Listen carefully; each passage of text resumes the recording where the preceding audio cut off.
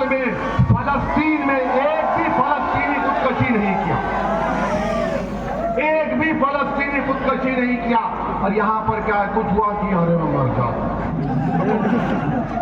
मैं डिप्रेस हूं। मेरे भाई, हस्बुनल्लाह व निअमल वकील, अल्लाह हमारे लिए काफी है। कभी भी हालात से मायूस नहीं होना। अल्लाह बोल रहा कि मेरी रहमत से मायूस मत हो, ला तक़नतु मिन रहमतिल्लाह। कभी अल्लाह की रहमत से मायूस मत हो। ये दुनिया जुस्तजू की जगह है, ये दुनिया इनाम की जगह नहीं। इनाम की जगह उस दिन होगी जब इंशाअल्लाह ताला रब्ब करीम जालिमों का फैसला करेगा, इनको जहन्नम में घसीटता हुआ लेकर जाएगा। तो ये दारुल अमल है, अमल करना है, कोशिश करना है और अपने हिम्मतों को बुलंद रखो आप। और ये बार बार बीजेपी के लोग इन्हें बांग्लादेशी, इन्हें बांग्लादेशी, मोदी जी ये आपकी बहन दिल्ली में क्या कर रही है? इसको ढोकला खिला रहे क्या? बड़ा पाओ उनको बिठा के रखे, बैठो। मगर हमको बांग्लादेशी ने बांग्लादेश मुस्लिम बाहर इलाका मिला। अच्छा हाँ भी आता, यूपी के बाबा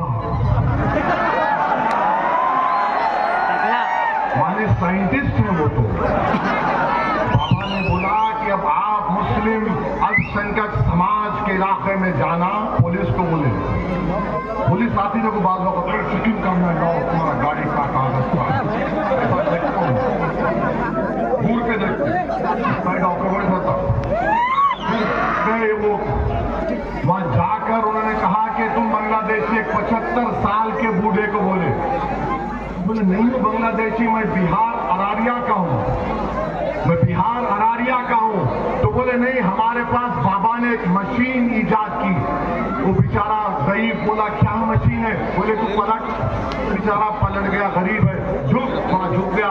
बोले हम तेरी पीठ पे सेलफोन रखेंगे, यानी ये सेलफोन रखेंगे, सेलफोन बोलेगा इन्हें बांग्लादेशी या भारत का। आप बताइए ये कोई तरीका है किसी को रुस्वा करने का?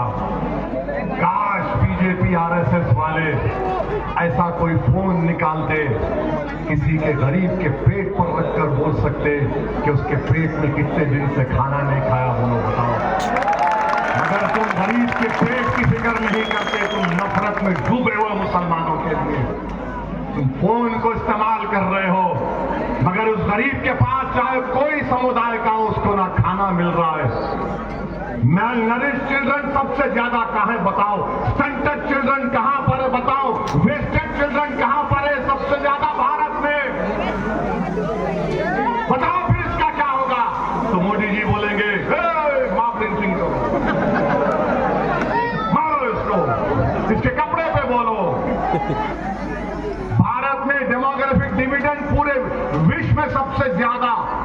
अगर 60% आबादी भारत में 36 साल से कम उम्र की है, अरे हम सुपर पावर बन सकते हैं। नौजवानों को कुछ सिखाओ, नौकरी दो, कुछ हुनर दो, काम पे लगाओ। नहीं, कुछ भी नहीं, लड़ते रहो।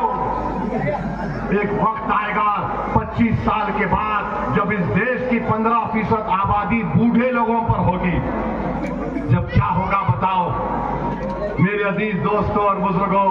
बहरहाल बोलने के लिए बहुत बोल सकता हूं बीजेपी, आरएसएस, कांग्रेस के बारे में, मगर वक्त की पाबंदी है, नगर को जाना है। मैं आपसे सिर्फ एक ही वादा लेकर रुखसत हो रहा हूं। आप हाथ उठाकर बता दीजिए कि 15 तारीख के दिन आपका एक एक वोट पतंग के निशान पर पड़ेगा। एक एक वोट। मेरी मां और बहनों से भी गुजारिश कर रहा हूं कि आपसे भी अपील है कि पतंग को वोट दीजिए। और हमारे जो शादीशुदा कपल हैं, मैं उनसे भी अपील कर रहा हूं कि भाई खुदा के लिए हाथ जोड़ रहा हूं, सुबह उठ के 15 तारीख के दिन बीवी को तंग मत करो, प्लीज डोंट। आप उनको जरा मना के बेगम को मोटरसाइकिल पे, गाड़ी में बिठा के ले जाओ, वोट दिला के बेगम को बोलो